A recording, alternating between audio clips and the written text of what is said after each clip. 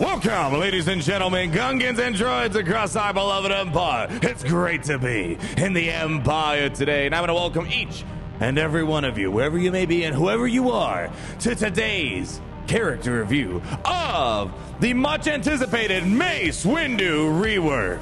This has been a rework long overdue in Star Wars Galaxy of Heroes, and the question is this a revolutionary rework, or is it maybe just evolutionary? We're going to show a variety of gameplay of Windu going up against Galactic Legends. He'll beat any Galactic Legend in the right teams. We'll talk about the Zetas, the Order, mods, and ultimately, we'll answer the question, is this a rework deserving of your gear and attention? So if you're ready, hit that like button, comment down below, and subscribe if you enjoy these reviews. And let's get right into it.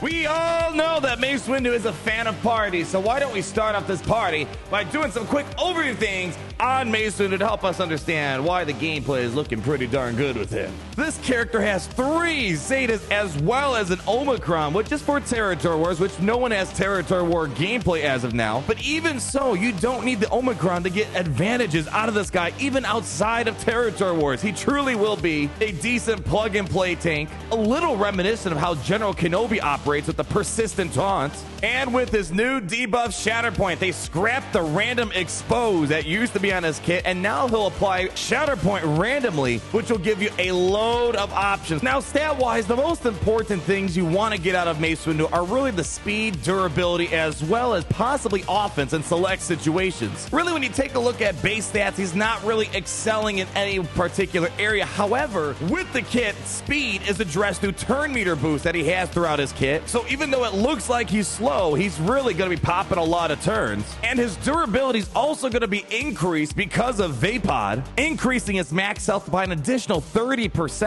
And if you need some offensive output, he's also boosting his offensive stats by 30%. So it gives you flexibility depending on the team you're going to use. A lot of teams will increase his durability on top of what he has, or maybe in situations like the Qui-Gon Jinn Omicron lead, you can boost those offensive stats even more. But as we're about to see, you can use Mace Windu's rework in a variety of situations. And on top of that, although these are the very common homes of Mace Windu so far, because of the fact he can gain resilient defense anytime an enemy of any affiliation is being damaged while they have protection, he will step in and shut down this party. So let's roll some gameplay on the variety of situations that Mace Windu can operate. And pretty much, spoiler alert, it kind of works in a variety of situations, and pretty much I can plug him in into a variety of different teams to take on every Galactic Legend. We even used them with Jedi Knight Ribbon up against Supreme Leader Kylo and taking out Old Ben. Yes, you're missing out on the Mind Trick, but Mace Windu has ability blocks on his basic and counterattacks.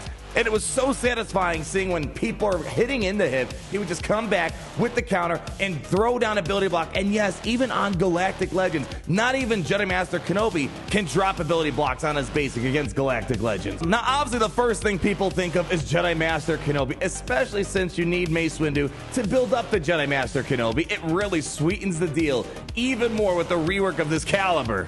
And the nice thing about Mace Windu and Jedi Master Kenobi is if you need to free up General Kenobi for other things out there, going back to Padme, maybe throwing a Star Killer, Mace Windu is an adequate replacement. However, I do have to admit, in some situations, you're losing viability. One, you're missing out on a mass cleanse, the retribution, the mass swarm, the foresight on the basic, and on top of that, with Jedi Master Kenobi, since Mace Windu doesn't want taunt, because he converts taunt to resilient defense, it's quite easy to quickly get Mace Windu to drop his taunt and free up the space to target someone that you need. Good news is, however, is when an ally with protection is being damaged, he will gain resilient defense. So although there's going to be a brief window where that resilient defense drops and the team is open for attacks, he'll step back in and pop resilient defense again. And honestly, the Jedi Master Kenobi stuff I find actually to be the least interesting. I liked him in other type of lineups, for example, with Jedi Master Luke Skywalker, because there is a big aspect of Mace Windu's kit you're not going to be able to benefit in things like Jedi Master Kenobi's lead or Padme Amidala, because in those teams, you can't gain turn meter. And we talked about ways to address the slower speed on him. and that's mainly through the turn meter gains. On his basic ability, it did get nerfed since the kit reveal. It's not as good as the kit reveal, but still, it's nice to have it. He has a 15% turn meter gain when he's using that basic. So, for example, with the Jedi Master Luke lead, if you're using Inherited Teachings, targeting Mace Windu, you're already getting turn meter through that additional ability, through Jedi Master Luke. But on top of that, if Mace Windu is coming in for the assist, he's granting himself 15% turn meter as well. So he, in hypothetical senses, will be one of the more frequent characters that take turns on your team. And then, of course, his Smite ability, aside from being a buff this spell, as well as a possible stun, he's also granting himself 50% turn meter. Now, we've been showing a variety of Galactic Legend stuff, but what about some more non-Galactic Legend viability? We already mentioned Jedi Knight Revenant briefly earlier, which was kind of a nice replacement because it had an ability block, almost good enough to replace Obi-Wan Kenobi's old Ben. What is nice is you could use him with, for example, Padme Amidala to take things out like, for example, Gas, Darth Revan, and even some Galactic Legends. Yes, if you're one of those people that likes to live life on the high ground, you could use Padme Amidala to beat up Jedi Master Kenobi.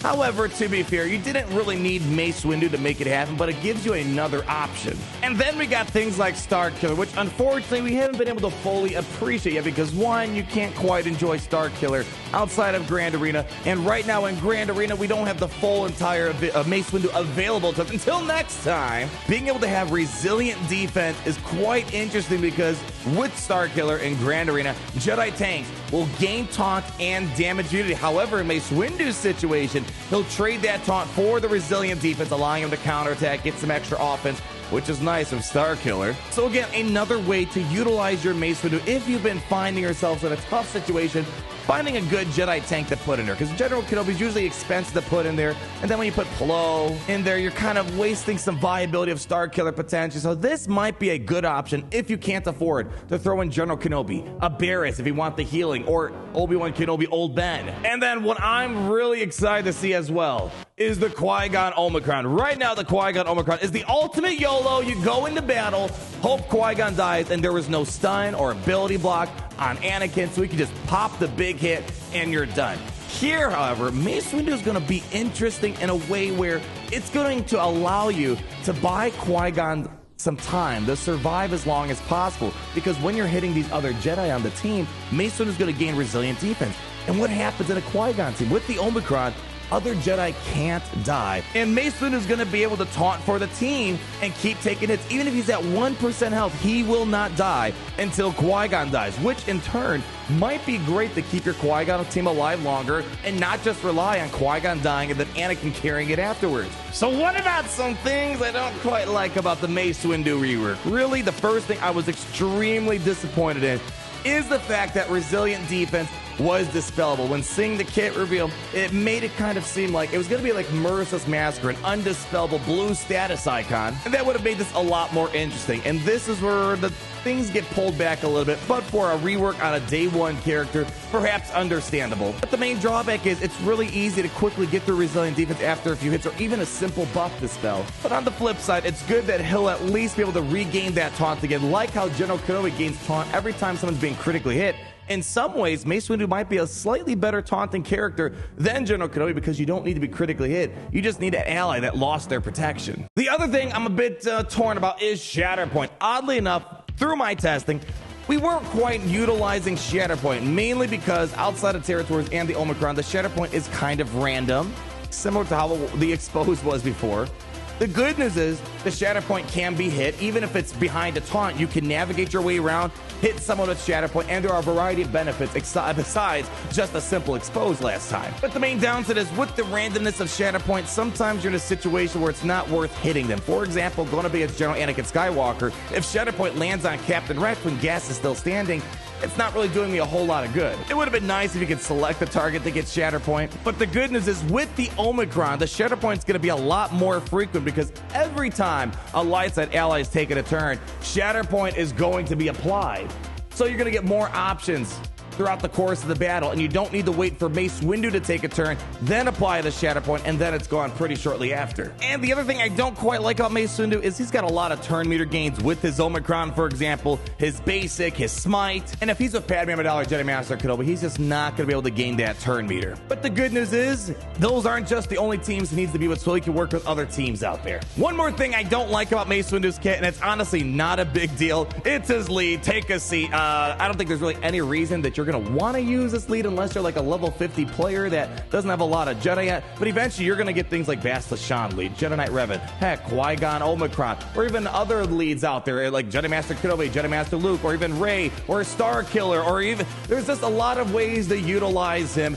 Even Galactic Republic teams, the chances of you saying, I think Mace Windu is going to be better than this other lead are pretty slim to none, unless, again, you're a brand new player that has a couple of random beginning Jedi. Otherwise, you're not going to really see this lead be used all that much, and you probably have better options out there. So Mace Windu has 3 Zetas. This part is over, Vapod and Sense Weakness, and of course, the Territorial Omicron is also on top of Sense Weakness if you want to go that far. For me personally, it's been quite debatable since I do believe you can get a lot of use out of Mace Windu even without the Zetas if that's something you can't quite fully invest into him. But I do feel like the Zeta that really made me enjoy him a lot was Vapod. Being able to get 100% counter chance and 10% offense per stack of resilient defense. This was quite nice because when he's taunting, it would be nice if he can come back and give you a little bit of retribution and then apply ability block on top of it. Secondly, I would go for this party is over. Again, you don't need it, but in the situation you're going to take advantage of Shatterpoint, it's nice. Being able to swap turn meter with the Galactic Republic ally, and if it's a Jedi, he'll also get resilient defense, and I would say 8 out of 10 times, he's probably going to be with a Galactic Republic and or a Jedi team out there. And then Sense Weakness, you could probably bypass this one if you don't have all the Zetas. It's just 10% protect recovery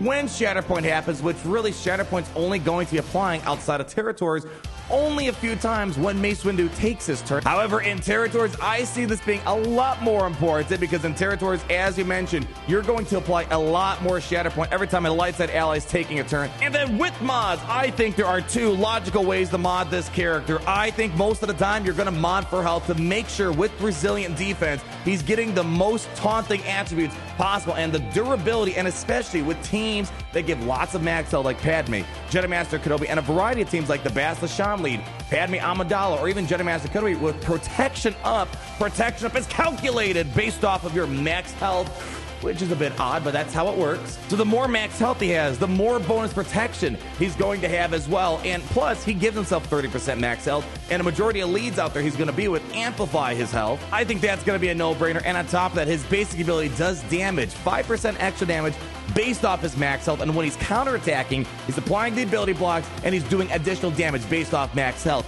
But I do think there is going to be one situation you might want to mod for offense instead of going for tons of health primaries like I currently have right now, and that's with Qui-Gon Jinn. If you plan on utilizing the Qui-Gon Jinn Omicron, I think their durability is not as important because he can't die unless Qui-Gon dies. So here, I think maybe amplifying his offense might be a lot more crucial because in that situation, Qui-Gon's going to juice up his offense even more. And when he's doing his resilient defense, he's going to be counterattacking a lot, therefore doing more damage. And of course, he amplifies his damage by 30% extra offense. So overall, here comes the big question. Is this a revolutionary rework or is it simply an evolutionary rework? And those actually are 2 different things. If you want an example of something revolutionary in Galaxy Heroes, Darth Vader's original rework back in 2020 was a revolutionary rework. It was a character that went from 0 to super galactic legend killer, and it was pretty much a must-have character to gear up because it was countering every single galactic legend. He was the focal point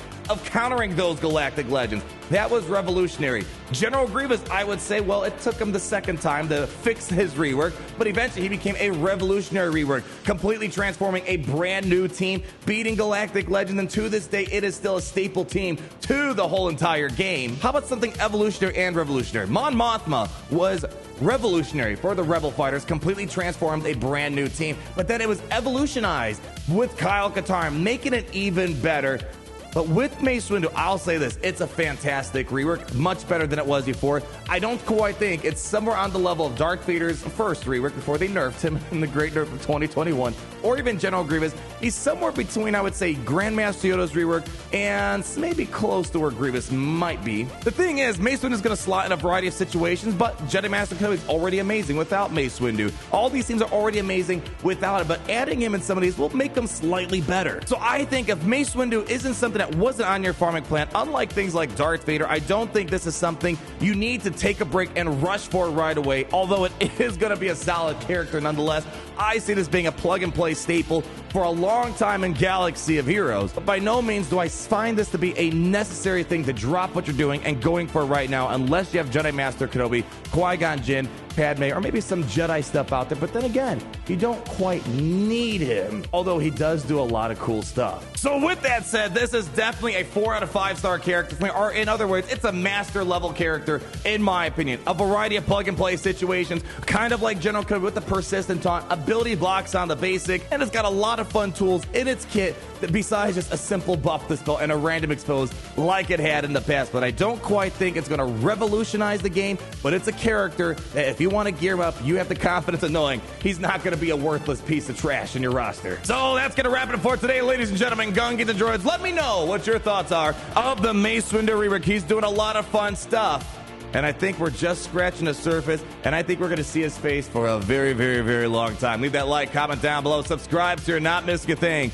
and always remember, it's great to be in the Empire today.